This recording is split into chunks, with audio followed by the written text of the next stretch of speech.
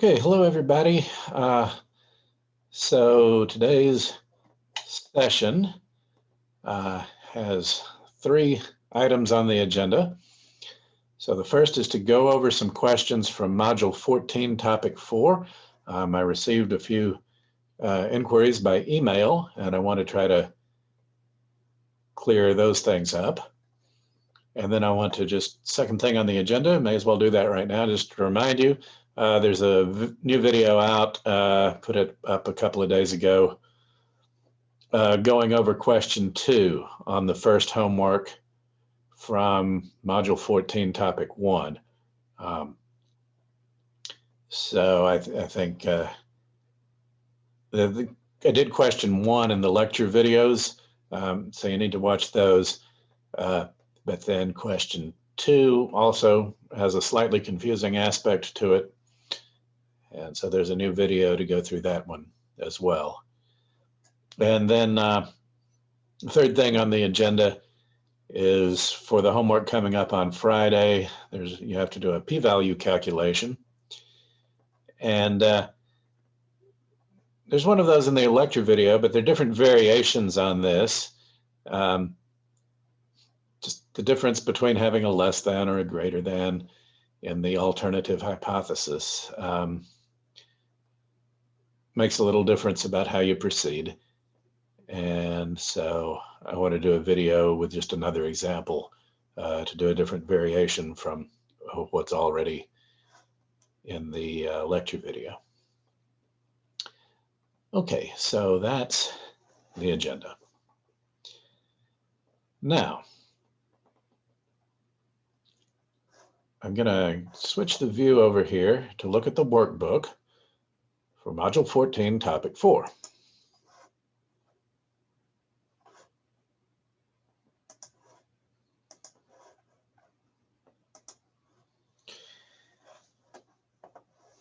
Okay. So generally, people were doing very well with this up until the last couple of questions here in the homework. So I'm just going to go through the homework here. Okay, so we have a formula for the margin of error. And let me share the piece of paper over here as well.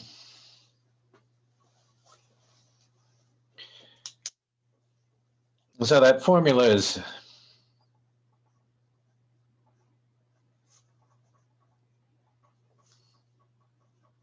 this. And where that comes from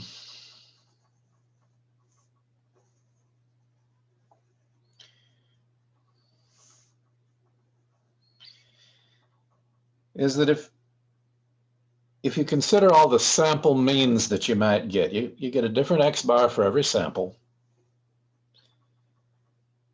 If you converted those into standardized units,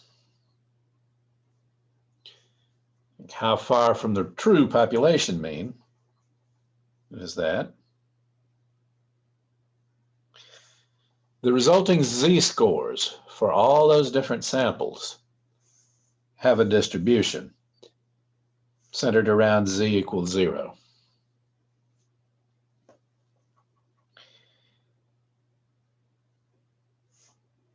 And some percentage of the time,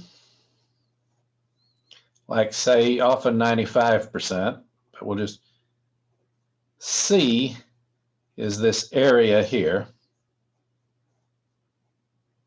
the confidence level.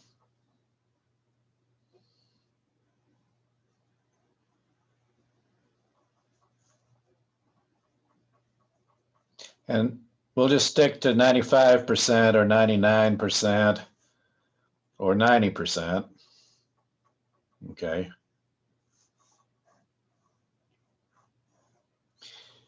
But what we're saying is we're 95% confident that our sample mean is going to be one of these in the middle, and it'll come down off to the edges much less often.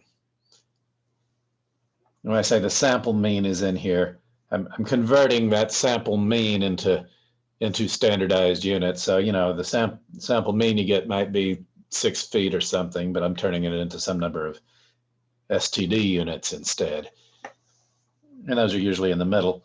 The Z star that you need in this formula for the margin of error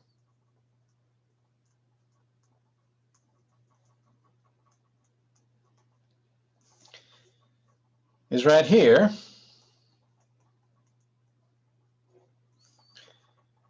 It's the edge of the middle.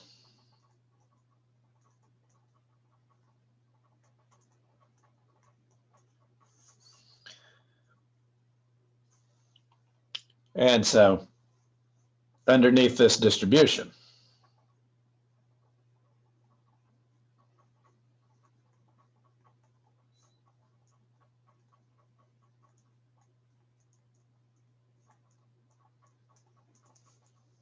now, often we might have no idea how the sample mean is distributed.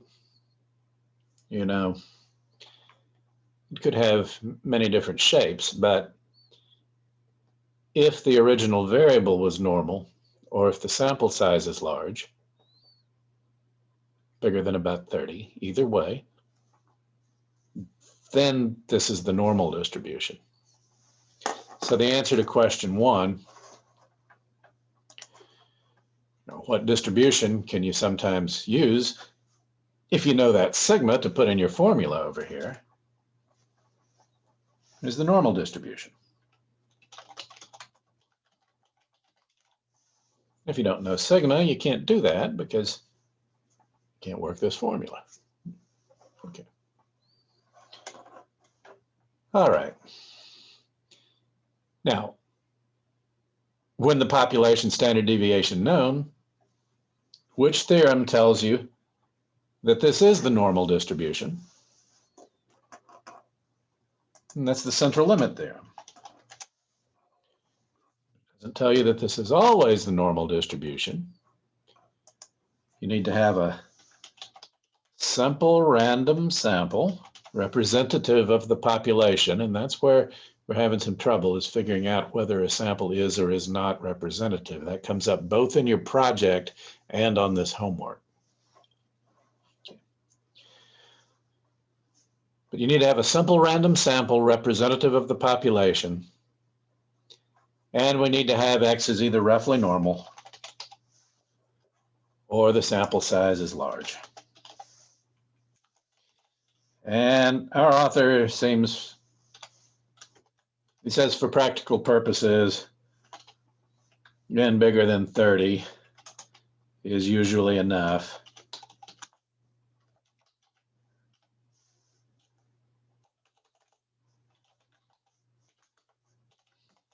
Why do I say usually? It's if your original variable was very far from normal, then you might need a slightly larger sample.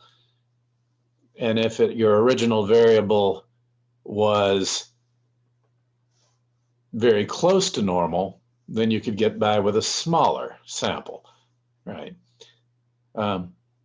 But our author and some other authors have done a lot of empirical testing with this to see, well, what works. And it seems like once n is bigger than 30, you almost never have a problem. So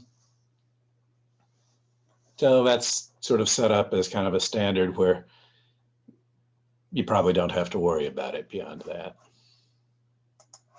Okay. Now,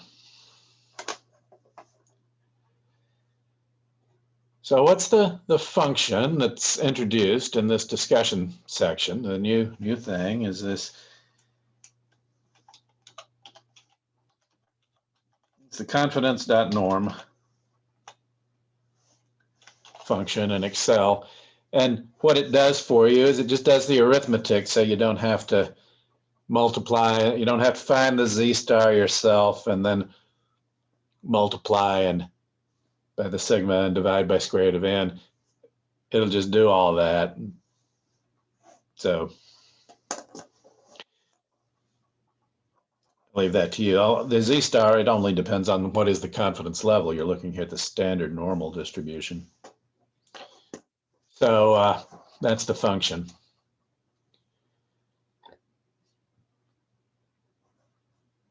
Okay.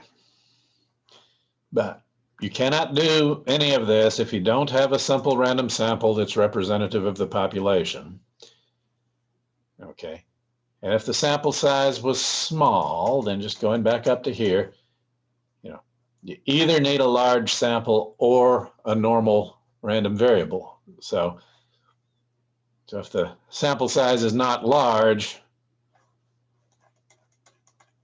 then you need to check that X would need to be normal.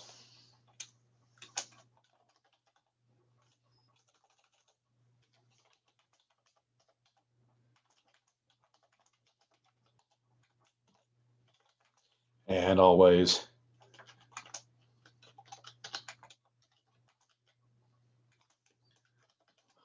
an SRS that is representative of the population.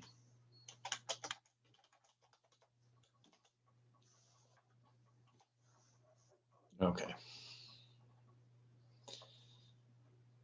Now, what do I mean by, what I mean by simple random sample? If you're getting a sample of size 30, then all groups of 30 have to be equally likely to be the selected sample group. But the second part about what do I mean by representative of the population? Well, if I did get a simple random sample of 30 US citizens, my method for getting the sample was fair. It's very likely, high probability that it will be representative.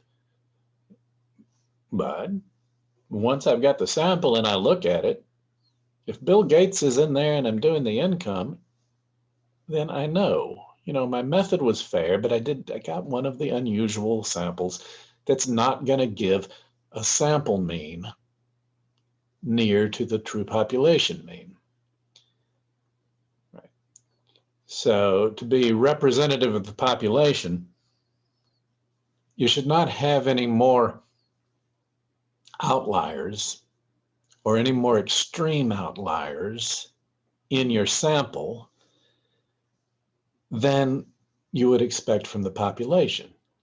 Okay, like if 1% of your population is way out there on the end and you've got a big sample like 1,000 people, then you want 1 or 2 way out there on the end. It's a better sample because of the outliers. But if it's a little sample, 0.1% of the population is in some extreme group and you happen to get one of them, that's not representative.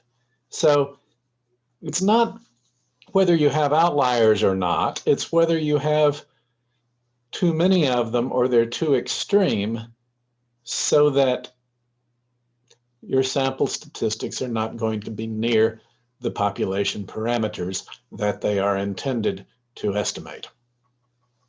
Okay.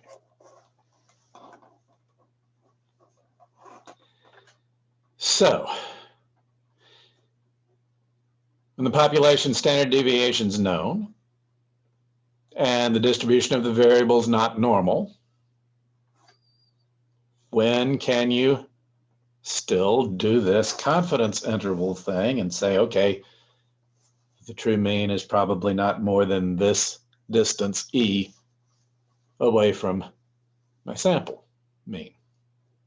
When can you use the sample mean, the statistic, as an estimate for the parameter? When can you do that if the distribution's not normal? And the answer is you need a big sample.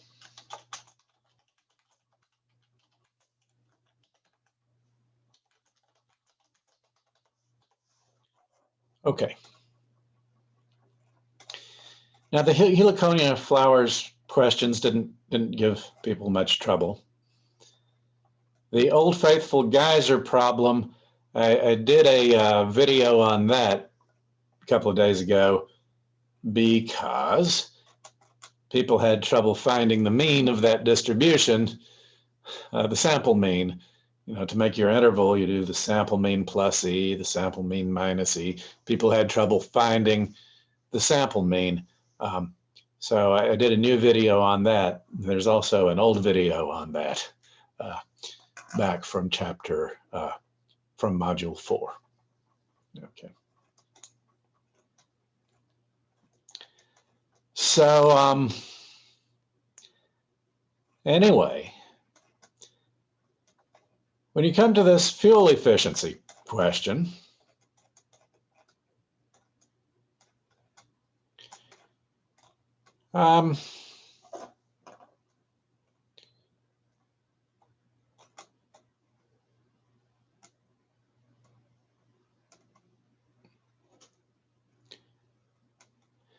there's a question here. What do you see in the data that might make you doubt whether this particular sample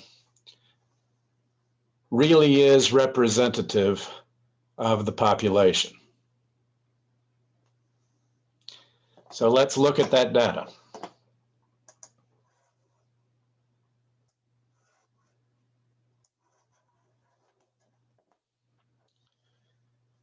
So here it is.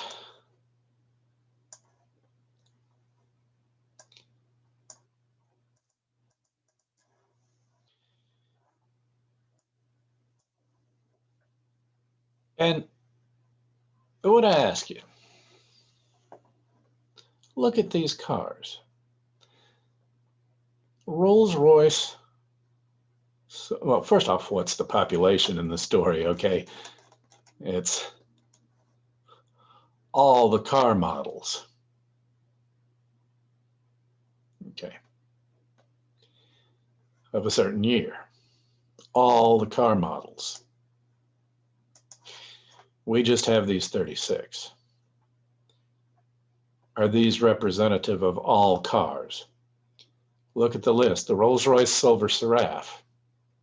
It's like a $200,000 vehicle, 12 cylinders, lousy gas mileage. Saab 9.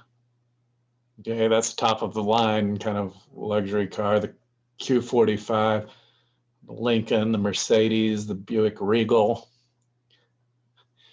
I mean, these are all expensive luxury sedans so far. And I go down the list. Are there any SUVs?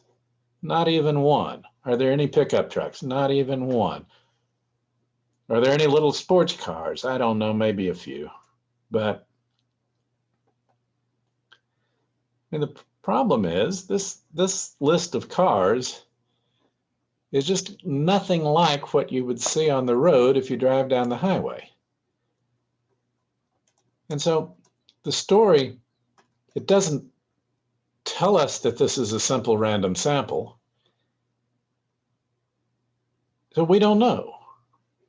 But what would make us doubt that it is that it doesn't look anything like the cars we see. Okay. So down here in this question, what do you see in the data that might make you doubt whether this is really representative of the population? You know, too many luxury sedans. Okay. Too few, no SUVs. Sports cars. No electric vehicles.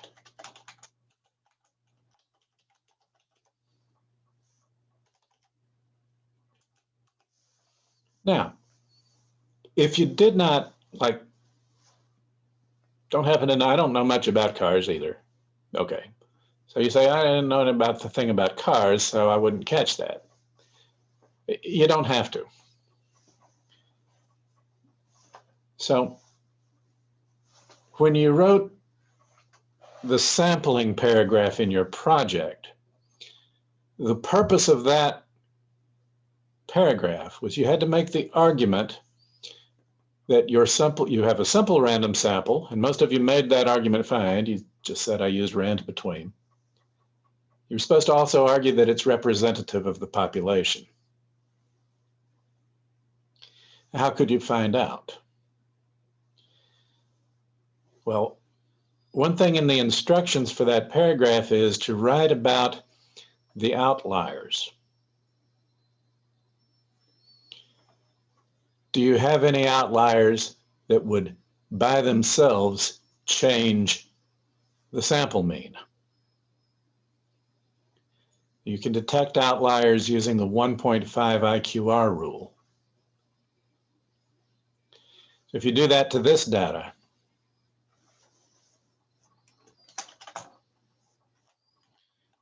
say the 1.5 IQR rule,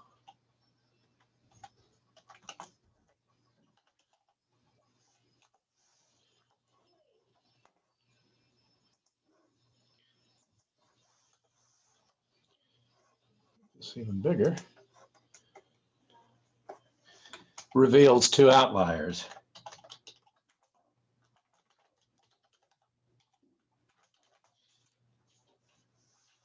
The silver seraph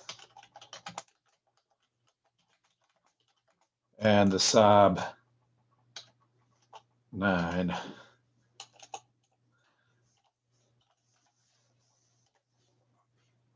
Those are both extremely expensive, abnormal vehicles.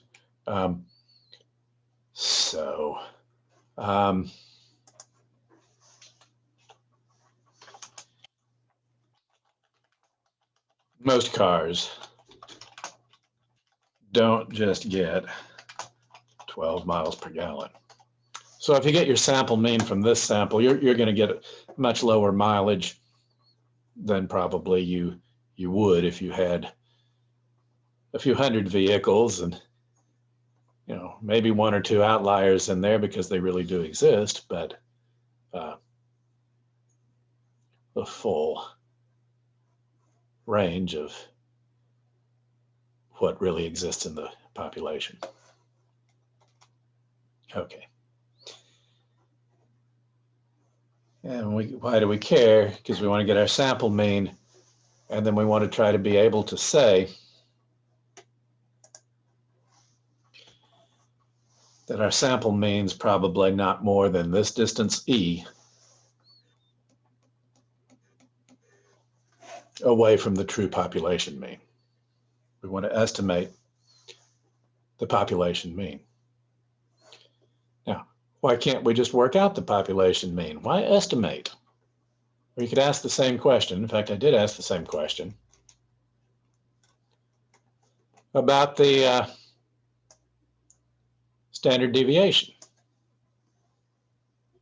See, the story tells us the sigma, but if it didn't tell us, why couldn't we just work it out? Well, there's several hundred different car models, maybe 1,000. We only have 36 of them. We don't have access to the population. To work out the population standard deviation, the sigma, you'd need all the cars in the population. And you'd use that formula for it has an n in it for the population size. Okay. We don't have that. Fortunately, the story told us the sigma, so we can keep going. You have some other questions in a different topic where you don't know the sigma and the story does not tell you either. In that one, you use the sample standard deviation, but it changes the distribution to a t distribution, not a normal distribution. So there's things you can do if you don't know the sigma, but you can't find the sigma without access to the whole population.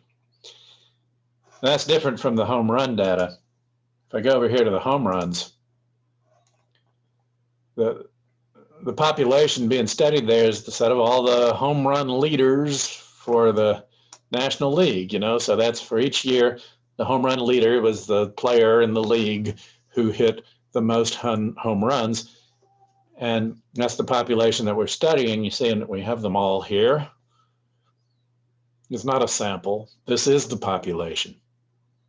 So you would never use any kind of estimation with this. If you want to know the mean, you just,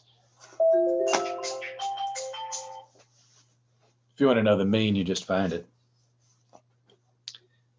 And so, or you want the standard deviation, you could just find it with the population formulas.